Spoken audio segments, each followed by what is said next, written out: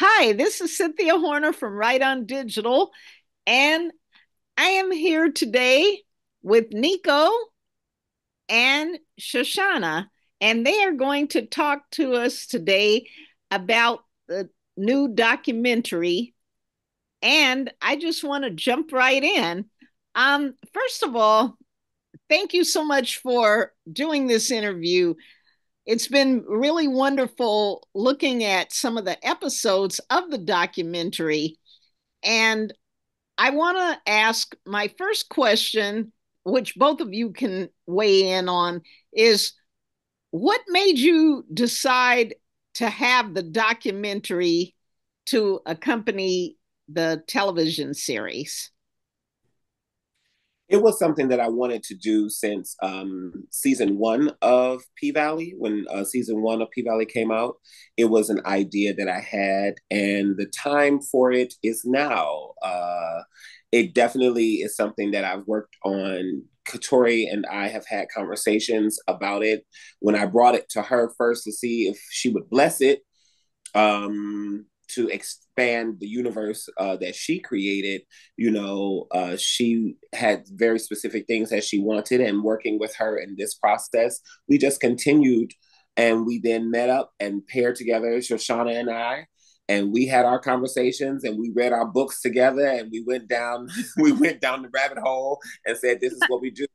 But it was something that was pretty, I'm going to say, seamless, with a lot of hard work. It took a lot of work and strong thread to hold the seams together, but it was seamless because she's a woman who operates in integrity, and operates in love and truth. And I think that's what this piece really was called for. Yeah. Shoshana, what about you? Yeah, I mean, just having an opportunity to expand on what Katori and Nico had built and be able to be in community with them and be able to have the opportunity to tell Black stories, tell stories about Black women, about queer life, about African ritual, all of those things that, we don't often get platforms to talk about, was just a real blessing and a real honor to be a part of and to team lead in this way.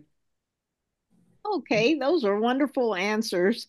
Now, on Down in the Valley, I was really taken in by the first episode, and there are so many stories that we were hearing from the different talent. For instance, you had a dancer that was a single mom who's doing a lot to raise her children the right way. And that really tugged at my heartstrings because I've interviewed over the years different women that have worked in clubs and all that kind of stuff. And usually, when you think of women working in clubs, you're just thinking about people making money, looking glamorous for their audience of people that are there that night and that kind of thing. Mm-hmm. And there's a backstory to it Yeah. because these are human beings. They're not people that you're just throwing dollar bills or $20 bills at or whatever. And there are reasons why these people do what they do. So, Mm-hmm. can you talk about that a little bit more? Because I found that to be extremely interesting. Yeah, I mean, I think you used the right word, right? Humans. The opportunity to humanize the women who do this kind of work, the opportunity to show that they are mothers, that they are daughters, they are sisters, they, have dreams of their own, they have aspirations of their own, they're navigating pain. Just navigating life the way any of the rest of us navigate life. And, one of the things I think that, we kind of nod to, like on a kind of side nod, which is like, everybody out here, like, we had written at one point, like, you guys are out here wearing their shoes, you're wearing their clothes. There's this kind of like Mm-hmm. glamorizing of dancing life, of strip life. Everybody twerking, everybody's got this thing.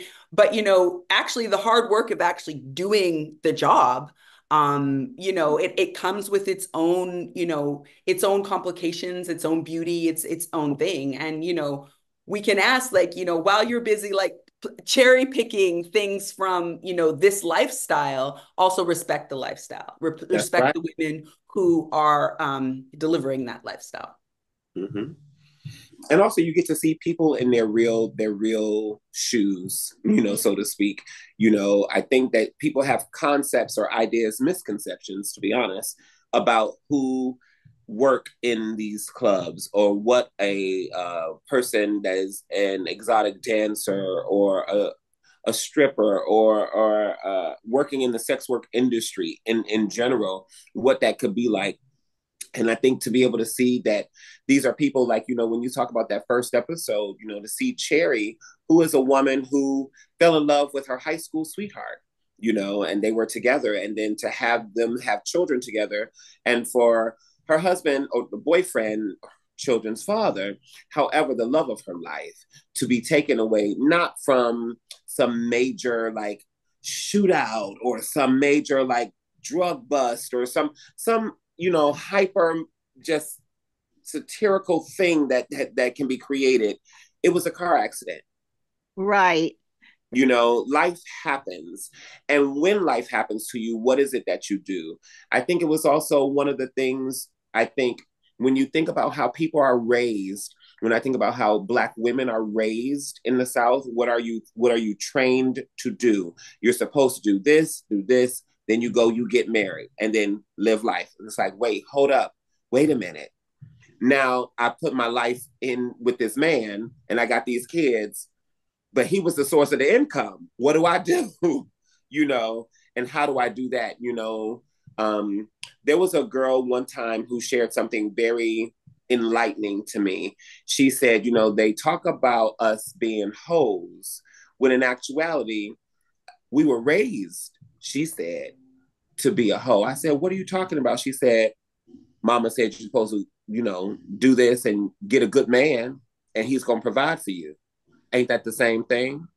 And I was like, wow, wow, that was just a different way, because she said that's what she was trained or raised to do, and she was subverting that and turning it around for herself.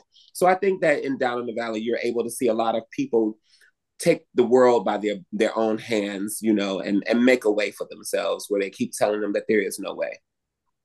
Wow.